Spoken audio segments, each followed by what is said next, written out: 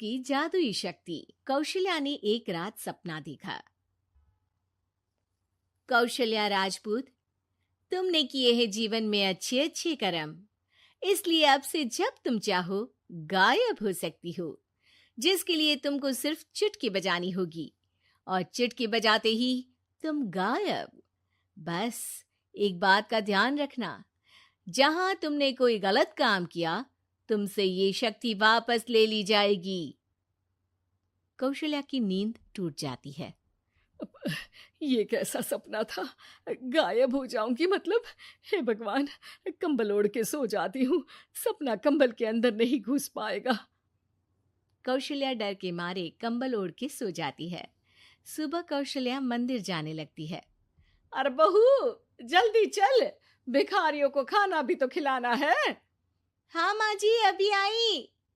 आज तो खीर और पूरी बने हैं, सब खुश हो जाएंगे। दोनों सास बहू कार से खाने का सामान लेकर मंदिर पहुंचते हैं और भगवान की आराधना के बाद मंदिर के बाहर बैठी भिखारियों को खाना खिलाने लगते हैं। दीदी, आप हर हफ्ते आते हो, इतना सारा करते हो हम लोगों के लिए। मैं आपके लिए रोज अलग से दुआ मांगता हूँ। ये तो फर्ज है हमारा। दीदी, थोड़ी पैसों की मदद हो जाती तो अच्छा होता। बड़े चौराहे पे मेरी बीवी भीख मांगती है, उसका इलाज करवाना है, 100-200 रुपए लग जाएंगे। कौशल्या उसी वक्त भिखारी को 500 का नोट दे देती है और दोनों सास बहू वहां से लौटने लगती हैं। तभी कौशल्या को कोई शंका होती है। अब बहू रुक, तो मैं अभी आई। कौशल्या वापस वहीं जाती है तो देखती है कि भिखारी वहां है ही नहीं। कौशल्या को रात का सपना याद आता है। वो चुटकी बजा के गायब हो जाती है और सीधे भिखारी के पास पहुंचती है, पर भिखारी को वो दिखाई नहीं देती। कौशल्या देखती है कि भिखारी उन पैसों से शराब खरीद रहा है और कौशल्या उसे वहीं एक चाटा मारती है। अरे कौन है बे? एक और चाटा पड़ता है। अरे कौन है? कौन है? हिम्मत है तो सामने आओ। भिखारी को झूठ बोलने पर तड़ातड़ चांटे पड़ते हैं। वो वहां से भाग खड़ा होता है। कौशल्या चुटकी बजा के वापस बहू के पास आ जाती है और मन ही मन सोचती है, ऐसे तो मैं कितने गलत काम रोक सकती हूँ, कितनी ताकतवर हूँ मैं, किसी को पता भी नहीं चलेगा। सासू माँ, आप क्या सोच रही हो? अब कुछ नहीं, कुछ भी तो नहीं। ठीक है, मुझे ना थोड़े पैसों की जरूरत थी। मेरे कजिन भाई है ना, उनकी तबीयत थोड़ी इधर उधर हो रही है। वो तो खुद से नहीं कहेंगे कि पैसे दे दो, पर बहन होने के नाते मेरा तो फर्ज बनता है ना कि भाई की मदद करूं। अरे हाँ हाँ, ले जाना पैसे। पैसे इसीलिए तो कमाते हैं कि जरूरत में काम आ सके। घर पहुंच के कौशल्या अपनी बहू को 10,000 रुपए दे देती है। कब जाएगी तुम मायके? कल शाम की ट्रेन है। दोनों काम में लग जाती हैं। तभी काम वाली दीदी वहां आती है। आज ना मैं आप लोगों के लिए पनीर बनाऊंगी। ठीक है, मंगवा लेती हूँ पनीर। पड़ोस की दुकान वाला पनीर दे जाता है और काम वाली बाई पनीर से रेसिपी बनाने लगती है। आज अपनी सुपर पावर काम वाली बाई पे ट्राई करती हूँ, देखूं तो सही किचन में करती क्या है ये। सास चुटकी बजा के गायब हो जाती है और किचन में पहुंचती है।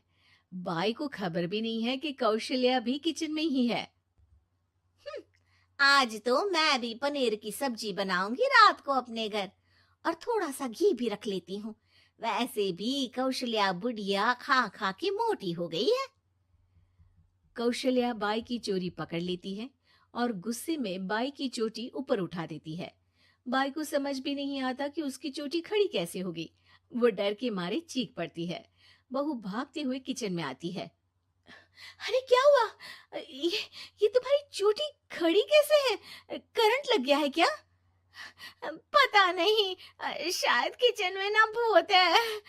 बाई वहां से भाग खड़ी होती है और कौशल्या चुटकी बजा के अपने कमरे में टीवी देखने लगती है। बहू वहां जाती है। माँ जी, किचन में ना भूत है, बाई भाग गई। अरे भागने देना, भूत का तो पता नहीं, किचन में चोर जरूर था और वो थी अपनी काम वाली। अच्छा हुआ चली गई। बहू को कुछ समझ नहीं आया। उसने किचन में जो देखा उसके सदमे में जो थी वो अभी तक। अगले दिन बहू अपने मायके के लिए निकल जाती है। कहीं भिखारी और काम वाली की तरह बहू भी तो मुझे धोखा नहीं दे रही। अरे कहीं वो पैसे ले जाके शॉपिंग तो नहीं करने वाली ना। अभी पता लगाती हूँ। मुझसे कुछ छिपा है भला। जैसे भगवान सब देख रहा है वैसे ही मैं भी सब देख रही हूँ। सास को अपनी शक्ति पर घमंड आ गया था। वो अब अच्छे काम करने की जगह अपनी शक्ति का इस्तेमाल खुद का शक मिटाने के लिए कर रही थी। वो चुटकी बजाती ही बहू के मायके चली जाती है।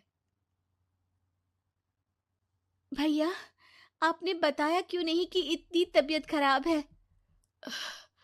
अरे तेरी सास बूढ़ी हो गई है, इतना भला काम करती है, उनकी मदद कौन करता है? यहाँ तो और भी लोग हैं ना।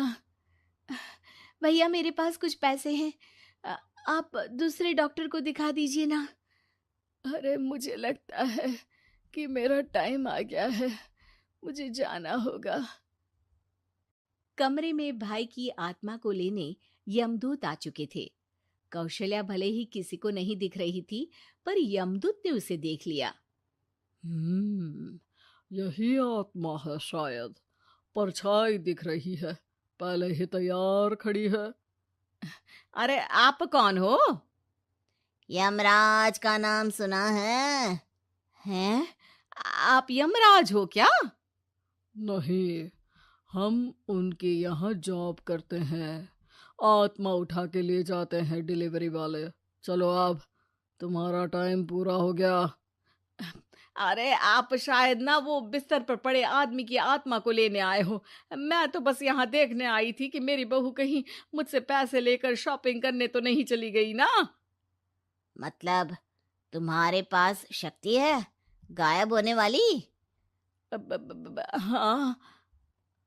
तुम ऐसे तुच्छ काम में उपयोग कर रही हो ऐसी दिव्य शक्ति का।